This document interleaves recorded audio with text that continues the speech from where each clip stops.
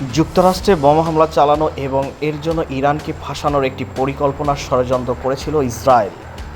আর এই ষড়যন্ত্রের উদ্দেশ্য ছিল যুক্তরাষ্ট্র ও ইরানের মধ্যে একটি পূর্ণাঙ্গ যুদ্ধ শুরু করে দেওয়া। এমন এক ভয়ঙ্কর দাবি করেছেন ইরানি সংবাদ গণমাধ্যম তেহরান টাইমস। তাদের হাতে সংক্রান্ত তথ্য বলে দিয়েছেন তেহরান টাইমস।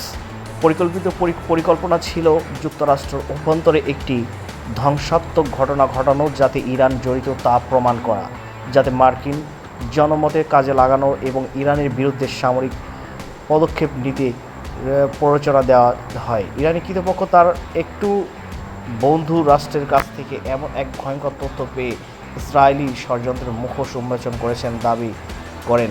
সংবাদ গণমাধ্যমটি আরও জানান, সম্ভাব্য আক্রমণ এবং সম্পর্ক জানতে পেরে ইরান মার্কিন কর্মকর্তাদের কাছ থেকে বার্তা পাঠায়, পরিকল্পিত বিস্ফোরণটি ঘটাতে বাধা দেয়।